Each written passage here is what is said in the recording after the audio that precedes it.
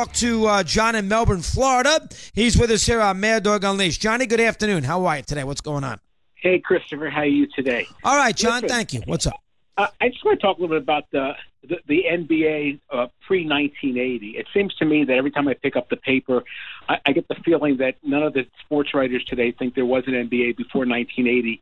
Case in point, there's a piece in the Philadelphia papers the last couple of days talking about how Joel Embiid could get his seventh double-double in a row, which would set a 76er record currently held by Charles Barkley and Dikembe Mutombo. You tell me that Wilt never had Wait, that's where I'm going. This morning, Stephen A. Smith on First Take repeats what was in the paper. I looked it up. Wilt had a double-double in every single playoff game he played for the 76ers, 44 in a row between 1965. How do they make that? How do they make that error? I mean, crazy.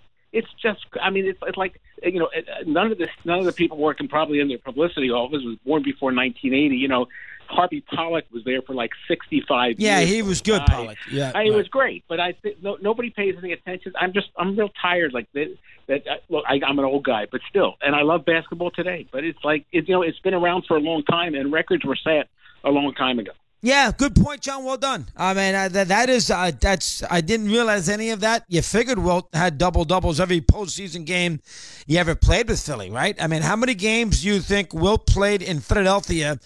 Forget the Lakers, because there was a couple games, I'm sure plenty of games in L.A. where he didn't score double digits because he had the rebounds. How many games in Philadelphia when he played for the Sixers from it was the Warriors, then they left, and the Sixers came. How many games do you think that he played in Philadelphia? And if you just want to say Sixers, go ahead, where he didn't have a double-double in rebounds and points or block shots or something. I mean, that's ridiculous. Here's Carlisle in Virginia. Mad Dog Unleashed for him. Hello, Carlisle. How are you today, pal? What's going on?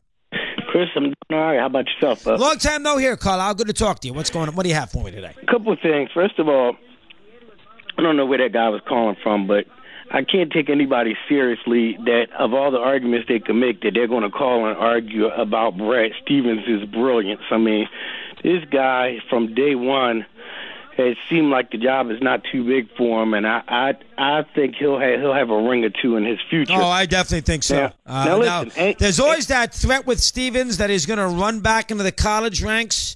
I hope not. I'd hate to lose him in the NBA. Everybody kind of feels that eventually maybe he goes back in that direction, but he's in the perfect setting. It's a great basketball town, at least historically it's been. Ainge leaves him alone. He's probably got complete control. Everybody likes him. He's got a long-term contract with plenty of money. He's in the perfect spot. The coach the Boston Celtics to be successful, you can't do any better than that. Go ahead. Next. Let me just make a couple other points. Now, first of all, Ainge deserves credit because Jaylen Brown went third, if I'm not mistaken, third or fourth. And let me just say this. The Sixers fans like to make a big deal about the process.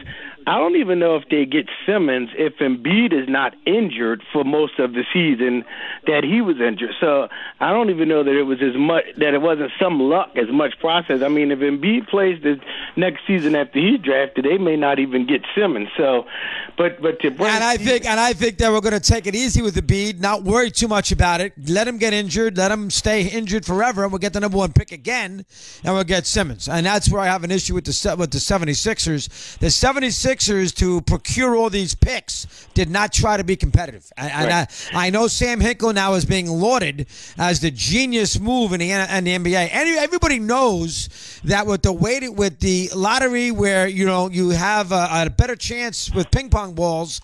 If you lose a lot, everybody knew that anybody could have done that. I mean, the idea that Sam Hinkle did something ingenious is a bunch of nonsense. Anybody could have done the same thing he did. Let's get the picks, not play them, and get enough number one picks and take our chances in a lottery where eventually we can play them all together and be good. I mean, anybody could do that.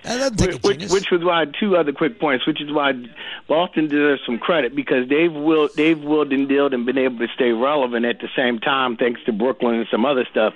Quickly, I know we're not there yet, but on that Golden State, I've listened to people all year, and I couldn't wait for this series. People need to have their head examined, as you would say, if they think that if both of those teams play at full strength, I don't even know if that series goes 6. I think Golden State is going to make short order of the Houston Rockets. No, I completely agree. And good call. Houston's now. I've said at the top. I'm going to say it again. Houston does not have to win this series for respect, but Houston has to make the Warriors sweat.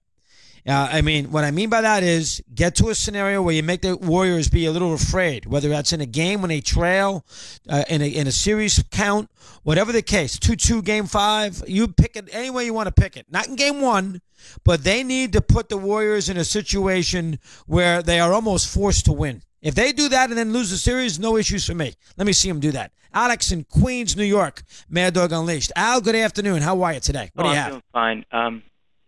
You look at the Blue Jays, they couldn't win with Reyes in their locker room. Then they get rid of him in the middle of 2015, and they go to the ALCS 2 years in a row. 2007, 2008, the historic collapses where Reyes hit under 200 in September, and he made everyone around him lose the focus. It's been 2 decades, and it's the same result year after year. I told you before 2017 they wouldn't win with him in the locker room, and the Mets didn't. You look at them, they're underachieving again with this guy. You going to blame it on Reyes now? He makes everyone, he's the one guy in all sports, the rare person that really, you put him on a team, they won't win. When you have a Alex, he listen, laughs all he's day he's a spare part. He's making $400,000 a year. I understand that you might be a little down on Reyes. He never plays. How in the world is Reyes your Met problem right now? I know last night he played third base. He's 0 for 4. I understand that with Frazier on the DL. But you can't start your day if you're a Met fan, and good call, saying the Met problem is Jose Reyes. How many games has he played? Eddie, can you look that up for me, please? 13 in front of the hour. Continuing on Mad Dog Unleashed.